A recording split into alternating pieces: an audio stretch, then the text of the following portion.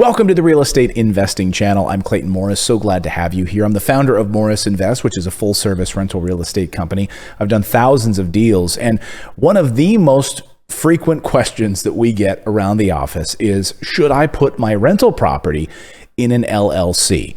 And this is one of the most common questions my team is asked during our first phone call with new clients. And here's a quick answer for you.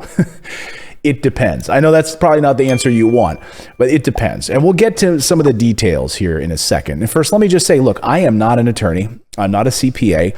And so this is my opinion on the process. You seek your own advice with your own attorneys and your own legal team, et cetera, and your own accountants, et cetera. But generally speaking, it's recommended to buy real estate in an LLC. And in my opinion, that's how I've always done it. You may have heard me say this before, but just remember, it's just a general piece of advice, especially if you're a DIY investor. You'll want to set up an LLC for liability purposes. And there could be multiple benefits to buying real estate within an LLC, but it's not the right answer for every single situation. I've bought properties outside of an LLC multiple times and for instance, it's very similar to when my team works with an investor. We don't have a one-size-fits-all blueprint that we just simply pull out a piece of paper and hey, you're Joe real estate investor, here you go. Like when we work with clients on the phone, that's why we want people to book a call with us, because that 30-minute initial phone call, we're able to understand all of the differences that person brings to the table than did a previous client. Different life circumstances, different money in a retirement account. Maybe you already are a real estate investor. You've got 4 properties, or you're looking to, there's all sorts of different reasons. That's why it's not a one-size-fits-all blueprint. We take the time to understand your goals and figure out the fastest way for you to reach them in your unique situation. So while many of our investors do buy properties within their LLCs, not all of them do.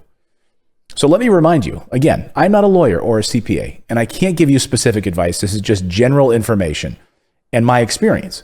And as always, I encourage you to do your own due diligence, seek out your own legal advice and tax advice. But part of your decision should include how you're going to finance your properties. So working with a company like ours opens up a lot of creative opportunities for financing.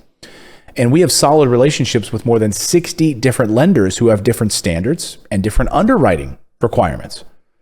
And one of the best types of financing right now that you can get is conventional financing, because interest rates are near zero.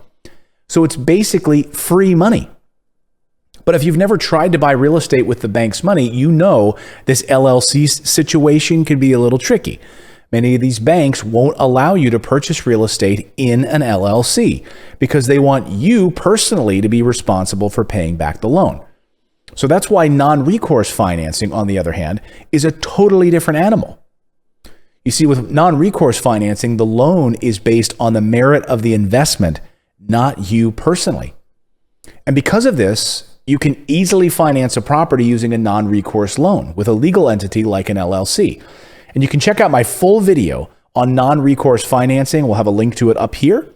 So watch that whole video on non-recourse financing to learn more about this type of loan. Another option is buying a property through a self-directed IRA or an SDIRA. Let's say you choose to buy your investments in a self-directed IRA. Well, generally speaking, an LLC plus a SDIRA combo is not recommended. Okay, so this is again an example of where you might not need to buy it in an LLC.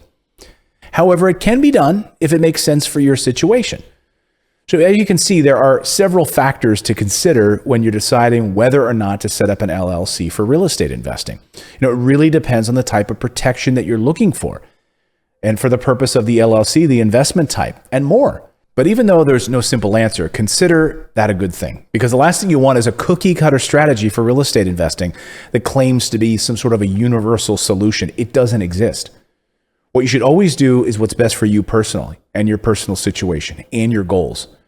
If you want to know more about our customized and done-for-you real estate investing service, be sure to watch this next video on how to create a tailored plan so you can start creating cash flow. Watch that next video right now.